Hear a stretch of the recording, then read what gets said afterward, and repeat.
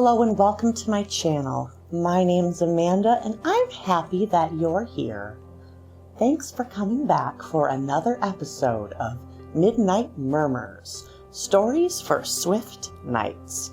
This is episode 2 of season 3, and we are diving back into Dark Tales by Shirley Jackson. We'll be flipping forward in this book tonight to a story called Home. So if you liked Haunting of Hill House on Netflix, I recommend you stick around for today's episode because I think you're going to enjoy it. So if that sounds good to you, I invite you to grab a beverage, kick back, and let's dive in. Home by Shirley Jackson. Ethel Sloane was whistling to herself as she got out of her car and splashed across the sidewalk to the doorway of the hardware store. She was wearing a new raincoat and solid boots, and one day of living in the country had made her weather-wise. "This rain can't last," she told the hardware clerk confidently. "This time of year it never lasts." The clerk nodded tactfully. One day in the country had been enough for Ethel Sloane to become acquainted with most of the local people. She had been into the hardware store several times. So many odd things you never expect you're going to need in an old house. And into the post office to leave their new address, and into the grocery to make it clear that all the Sloane grocery business was going to come their way, and into the bank, and into the gas station, and into the little library, and even as far as the door of the barber shop. "And you'll be seeing my husband Jim Sloane in a day or so." Ethel Sloane liked having bought the old Sanderson place, and she liked walking the single street of the village, and most of all, she liked knowing that the people knew who she was. "They make you feel at home right away, as though you were born not half a mile from here," she explained to her husband, Jim. Privately, she thought that the storekeepers in the village might show a little more alacrity in remembering her name. She had probably brought more business to the little stores in the village than any of them had seen for a year past. "They're not outgoing people," she told herself reassuringly. "It takes a while for them to get over being suspicious. We've been here in the house for only 2 days. "First, I want to get the name of a good plumber," she said to the clerk in the hardware store. Ethel Sloane was a great believer in getting information directly from the local people. The plumbers listed in the phone book might be competent enough, but the local people always knew who would suit. Ethel Sloane had no intention of antagonizing the villagers by hiring an unpopular plumber. "And closet hooks," she said. "My husband, Jim, turns out to be just as good a handyman as he is a writer."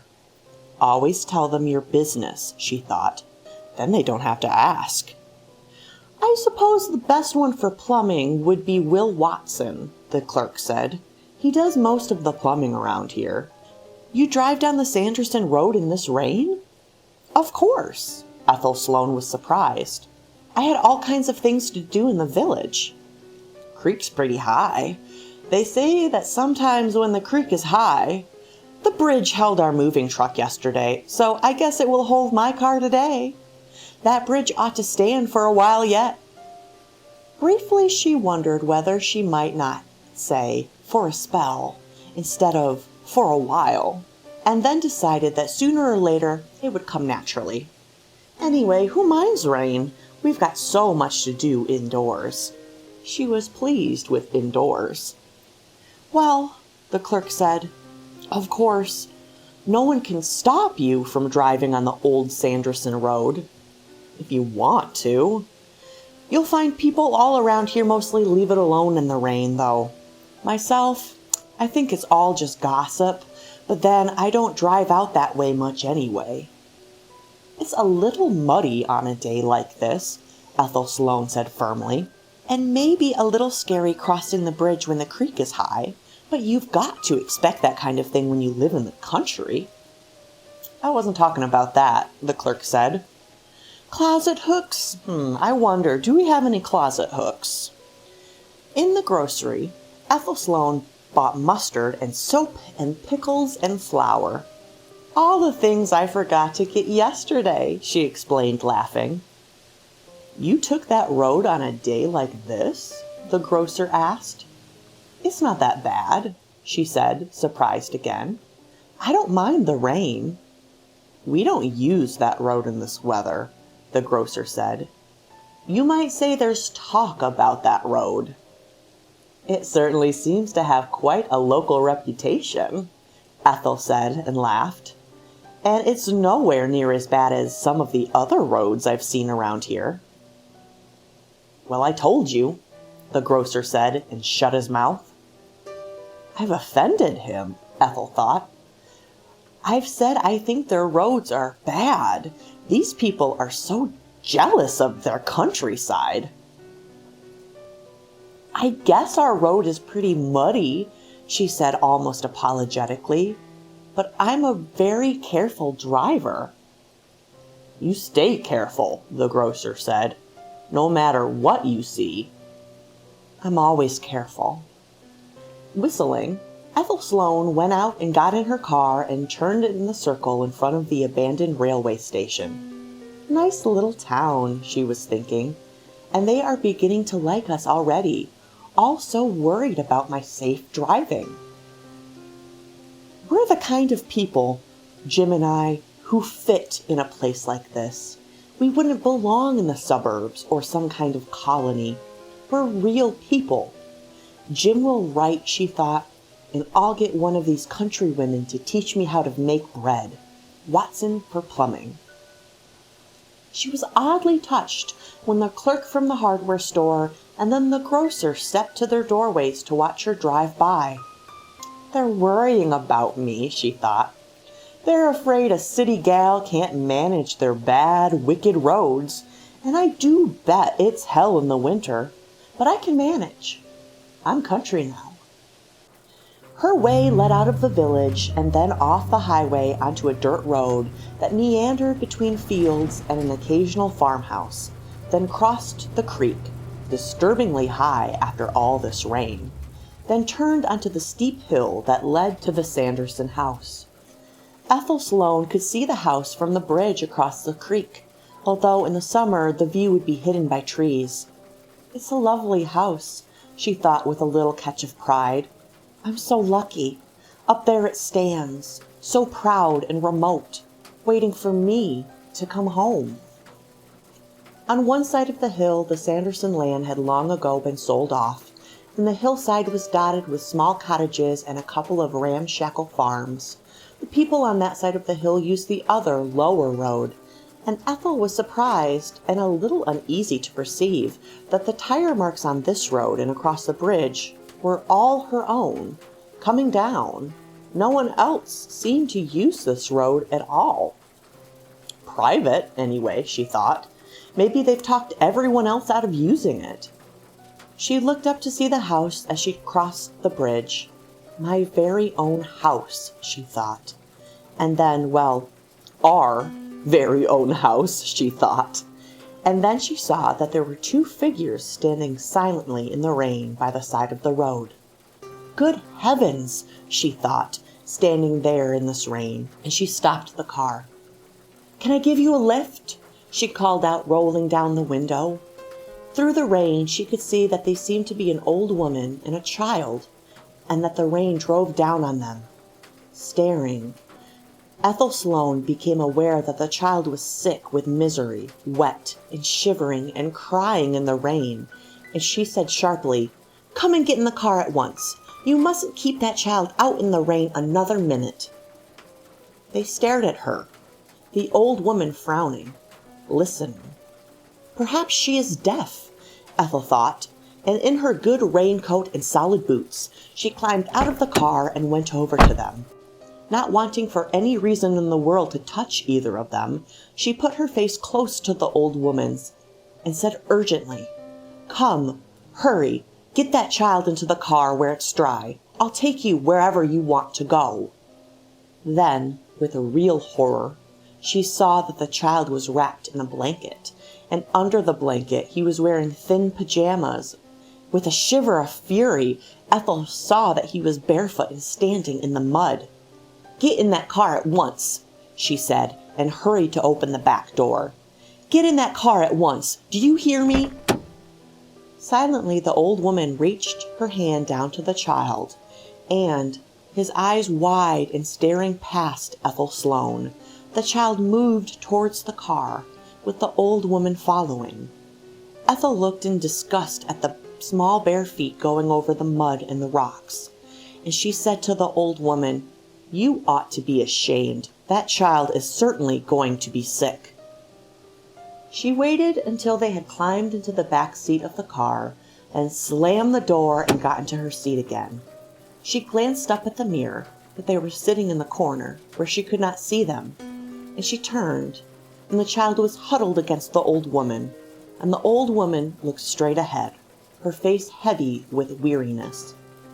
"Where are you going?" Ethel asked, her voice rising. "Where shall I take you? That child," she said to the old woman, "has to be gotten indoors and into dry clothes as soon as possible. Where are you going? I'll see that you get there in a hurry."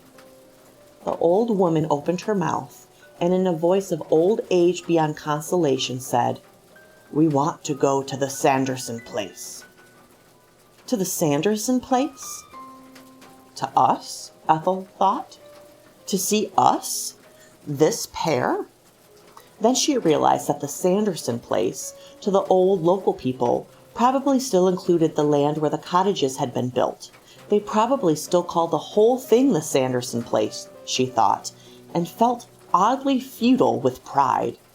"We're the lords of the manor," she thought, and with her voice more gentle when she asked, "Were you waiting out there for very long in the rain?" "Yes," the old woman said, her voice remote and despairing. Their lives must be desolate, Ethel thought. Imagine being that old and that tired and standing in the rain for someone to come by. "Well, we'll soon have you home," she said, and started the car. The wheels slipped and skidded in the mud, but found a purchase, and slowly Ethel felt the car begin to move up the hill. It was very muddy, and the rain was heavier, and the back of the car dragged as though under an intolerable weight. "It's as though I had a load of iron," Ethel thought. "Poor old lady, it's the weight of years." "Is the child all right?" she asked, lifting her head. She could not turn to look at them. "He wants to go home," the old woman said. "I should think so. Tell him it won't be long. I'll take you right to your door." It's the least I can do, she thought, and maybe go inside with them and see that he's warm enough. Those poor bare feet. Driving up the hill was very difficult, and perhaps the road was a little worse than Ethel had believed. She found that she could not look around or even speak while she was navigating the sharp curves, with the rain driving against the windshield and the wheels slipping in the mud. Once she said, "Nearly at the top," and then had to be silent, holding the wheel tight.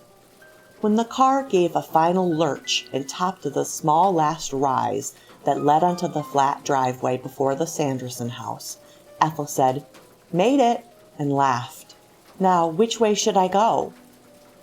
"They're frightened," she thought.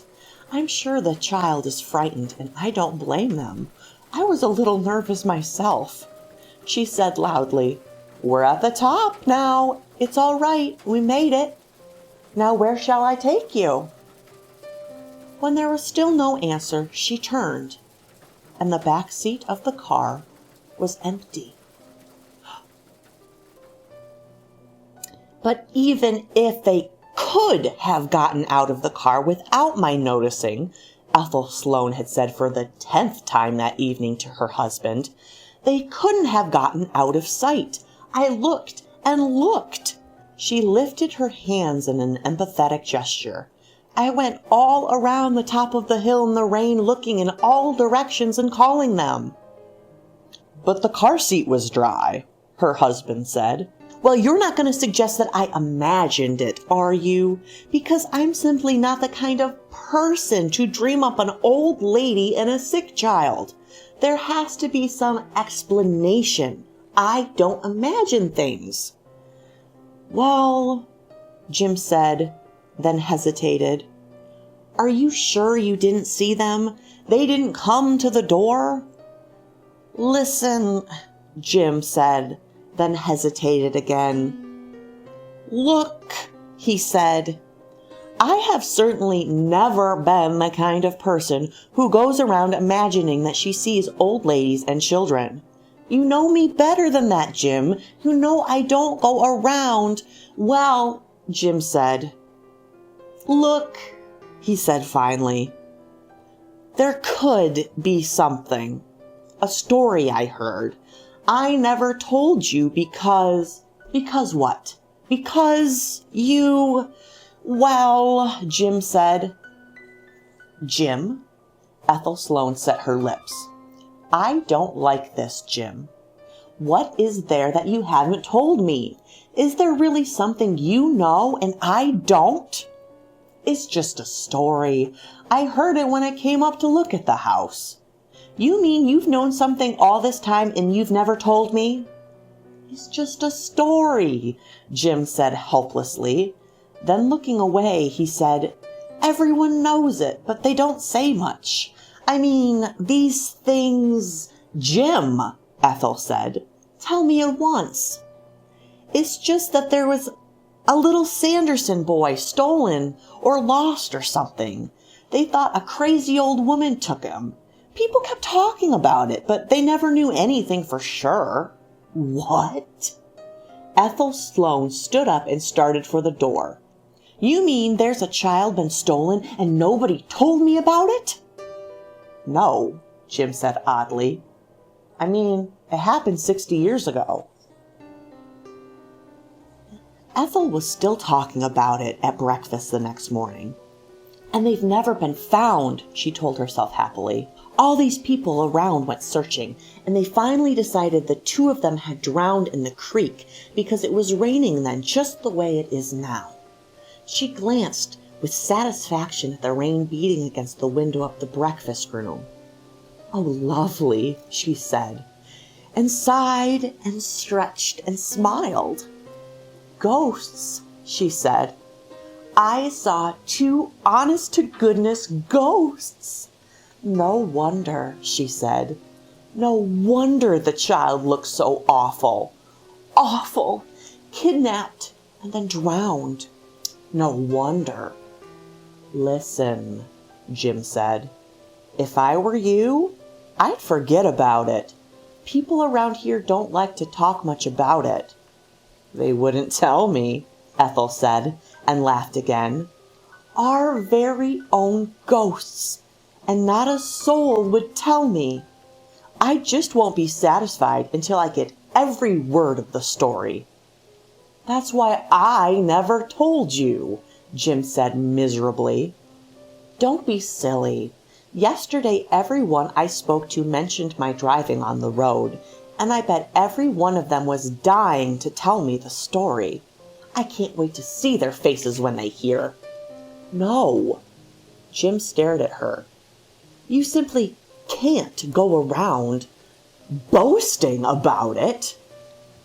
But of course I can. Now we really belong here. I've really seen the local ghosts. I'm going in this morning and tell everybody and find out all I can. I wish you wouldn't, Jim said. I know you wish I wouldn't, but I'm going to. If I listened to you, I'd wait and wait for a good time to mention it and maybe even come to believe I dreamt it or something. So I'm going into the village right after breakfast. Please, Ethel, Jim said. Please listen to me. People might not take it the way you think. 2 ghosts of our very own. Ethel laughed again. My very own, she said. I just can't wait to see their faces in the village. Before she got into the car, she opened the back door and looked again at the seat, dry and unmarked. Then, smiling to herself, She got into the driver's seat and, suddenly touched with sick cold, turned around to look. "Why?" she said, half whispering. "You're not still here? You can't be. Why?" she said. "I just looked." "There were strangers in the house," the old woman said. The skin on the back of Ethel's neck crawled as though some wet thing walked there. The child stared past her, and the old woman's eyes were flat and dead. "What do you want?" Ethel asked, still whispering. "We've got to go back." "I'll take you." The rain came hard against the windows of the car, and Ethel Sloane, seeing her own hand tremble as she reached for the car key, told herself, "Don't be afraid. Don't be afraid. They're not real." "I'll take you," she said, gripping the wheel tight and turning the car to face down the hill. "I'll take you," she said, almost babbling. "I'll take you right back. I promise. See if I don't. I promise I'll take you right back where you want to go." "He wanted to go home," the old woman said. Her voice was very far away. "I'll take you. I'll take you." The road was even more slippery than before, and Ethel Sloane told herself, "Drive carefully. Don't be afraid. They're not real. Right where I found you yesterday, the very spot.